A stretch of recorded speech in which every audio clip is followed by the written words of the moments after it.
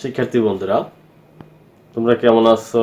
আশা করি প্রত্যেকেই ভালো আছো। আজকে এইচএসসি উচ্চতর গণিত প্রথম পত্র তৃতীয় অধ্যায় সরল রেখা 3.2 এর একটি গাণিতিক সমস্যা সমাধান করে দেখাবো, যেটি আমরা বোর্ডে লিখে নিয়েছি। প্রশ্নটি হলো, দেখাও যে মূলবিন্দু -3 -2 এবং 6 4 বিন্দুদ্বয়ের সংযোগ রেখাংশের একটি ত্রিখণ্ডক বিন্দু। এখানে বলা হচ্ছে যে মূল বিন্দু হচ্ছে এই দুটি বিন্দুর সংযোগ রেখাংশের সমত্রিখণ্ডক বিন্দুর একটি বিন্দু এবং ত্রিখণ্ডক বিন্দুর স্থানাঙ্ক, অপর ত্রিখণ্ডক বিন্দুর স্থানাঙ্ক নির্ণয় করো। দেখো, মনে করো এ একটি বিন্দু,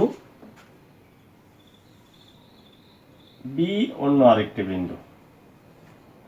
তাহলে এ এবং বি বিন্দু দ্বারা যেই সংযোগ রেখা তৈরি হয়েছে, এই সংযোগ রেখার সমত্রিখণ্ডক, দেখো 1 2 1 2 3 তিনটা অংশে বিভক্ত হয়েছে। এই তিনটা অংশের মধ্যে এখানে তিনটা অংশের মধ্যে যে দুটি বিন্দু পেয়েছি আমরা, একটা বিন্দুকে আমরা পি ধরে নেব, অন্যটি হলো কিউ। প্রমাণ করতে হবে, প্রথমে প্রমাণ করতে হবে যে এই দুটি বিন্দুর মধ্যে একটা হলো মূল বিন্দু। এরপরে বলা হচ্ছে অপর ত্রিখণ্ডক বিন্দুর স্থানাঙ্ক নির্ণয় করো।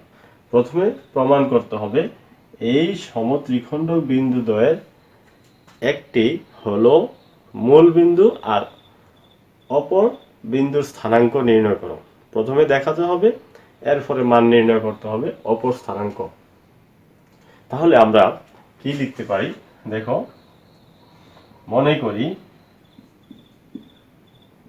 এ -3 -2 ও বি হলো 6 4।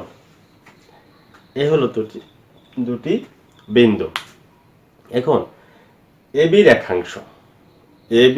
রেখাংশ পি এবং কিউ বিন্দুতে সমত্রিখণ্ডিত হয়। এবি রেখাংশ পি ও কিউ বিন্দুতে সমত্রিখণ্ডিত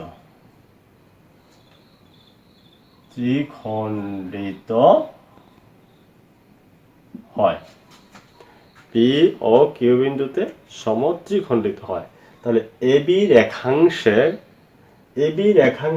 পি বিন্দুতে, দেখো এবি রেখাংশ এবি একটা রেখাংশ, এবি রেখাংশ পি বিন্দুতে 1:2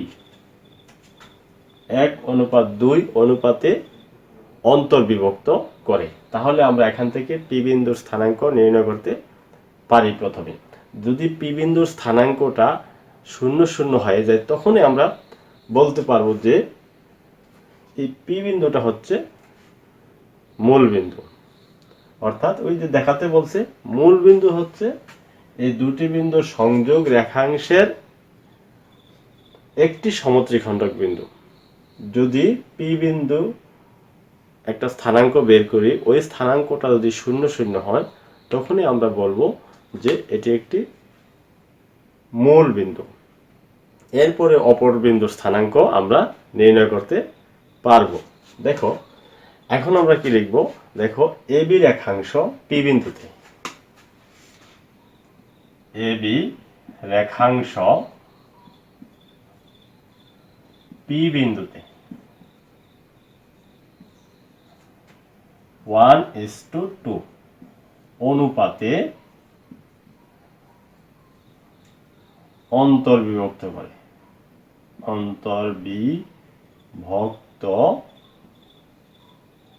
করে। তাহলে আমরা অন্তর্বিভক্তির সূত্র দিয়ে পি এর স্থানাঙ্ক নির্ণয় করতে পারি। তাহলে লিখতে পারি কি? পি বিন্দুর স্থানাঙ্ক। পি বিন্দুর স্থানাঙ্ক কি হবে? দেখো, এ এবং বি আছে, এবং m1 m2 আছে, এ বিন্দুর স্থানাঙ্ক বি বিন্দুর স্থানাঙ্ক আছে এবং অনুপাত দেওয়া আছে, তাহলে লিখতে পারি m1 x2।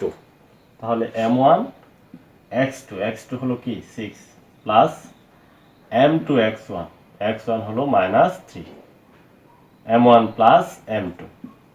আবার এখানে দেখো একইভাবে m1 y2, তাহলে m1 y2 হলো 4 প্লাস m2 y1, m2 হলো কত, m2 হলো 2, m2 y1 হলো -2। তাহলে আমরা পি বিন্দুর স্থানাঙ্ক নির্ণয় করতে পারি এভাবে। এখন দেখো কি হয়, 3 6 -6 আর এখানে হচ্ছে কি 4 -4 ডিভাইডেড 3, অর্থাৎ 0/3 আবার 0/3, তার মানে হচ্ছে 0 0, অর্থাৎ পি বিন্দুর স্থানাঙ্ক পেয়ে গেলাম আমরা 0 0 0 0। আমরা জানি যে এটা হলো মূল বিন্দুর স্থানাঙ্ক, তাহলে আমরা প্রথমে প্রমাণ করতে পারলাম এই ত্রিখণ্ডক বিন্দুর একটি হলো মূল বিন্দু। এখন আমরা অপর বিন্দুর স্থানাঙ্ক নির্ণয় করব। তো অপর বিন্দুর স্থানাঙ্কটা যদি নির্ণয় করতে চাই দুইভাবেই করতে পারি। যেহেতু পি বিন্দুর স্থানাঙ্ক নির্ণয় করতে পারছি, তাহলে কিউ হচ্ছে পিবি এর মধ্যবিন্দু, তাহলে মধ্যবিন্দুর সূত্র প্রয়োগ করে করতে পারি। আবার কিউ বিন্দু এবি কে 2:1 অনুপাতে অন্তর্বিভক্ত করে ওই সূত্র প্রয়োগ করে আমরা করতে পারি, ঠিক আছে। তাহলে এখন আমরা লিখব কিউ বিন্দু এ বি রেখাংশকে 2:1 অনুপাতে অন্তর্বিভক্ত করে, অন্তর্বিভক্ত করে। তাহলে আমরা লিখতে পারি কিউ বিন্দুর স্থানাঙ্ক, কিউ বিন্দুর স্থানাঙ্কটা আমরা কিভাবে লিখব দেখো, আগের মতোই আমরা লিখতে পারি m1 x2। তাহলে এখানে m1 হলো 2 আর m2 হলো 1, m1 x2, x2 কোনটা, এ হলো 6, 6টা হলো x2, m1 x2 plus m2 x1, তাহলে m2 হলো 1, x1 মানে হলো -3 ডিভাইডেড m1 প্লাস m2।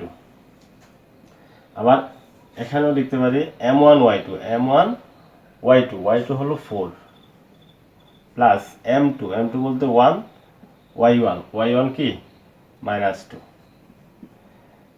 নিচে m1 প্লাস m2।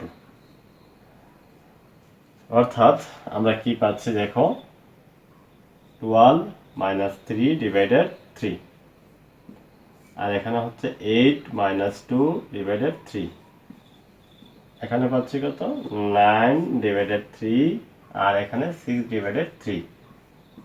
অর্থাৎ আমরা লিখতে পারি 3 2। এ হলো অপর বিন্দুর স্থানাঙ্ক, অর্থাৎ ওই যে বলা হচ্ছে অপর ত্রিখণ্ডক বিন্দুর স্থানাঙ্ক। তাহলে পি বিন্দুর স্থানাঙ্ক আমরা পেলাম কত 0 0, আর কিউ বিন্দুর স্থানাঙ্ক পেলাম 3 2।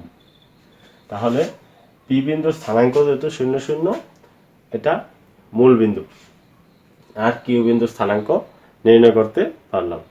তাহলে আমরা এখানে লিখে দিতে পারি যে কি লিখব, ত্রিখণ্ডক বিন্দুর একটি স্থানাঙ্ক পেলাম, আর এ বি রেখাংশ একটা ত্রিখণ্ডক বিন্দু কি মূল বিন্দু, এ বি রেখাংশের একটি ত্রিখণ্ডক বিন্দু, একটি ত্রিখণ্ডক বিন্দু মূল বিন্দু, ঠিক আছে একটা, এটা হয়ে গেল প্রমাণ। আর অপর বিন্দুর স্থানাঙ্ক, অপর ত্রিখণ্ডক বিন্দু লিখে দেব, অপর ত্রিখণ্ডক বিন্দুর স্থানাঙ্ক, স্থানাঙ্ক কি পেলাম 3 2। এ হলো আমাদের আনসার এবং এটা হলো প্রমাণ। দুইটা অংশ একসাথে আমরা লিখে দিলাম। তোমরা সবাই ভালো থাকবে। এই পর্যন্ত আজকের ক্লাস।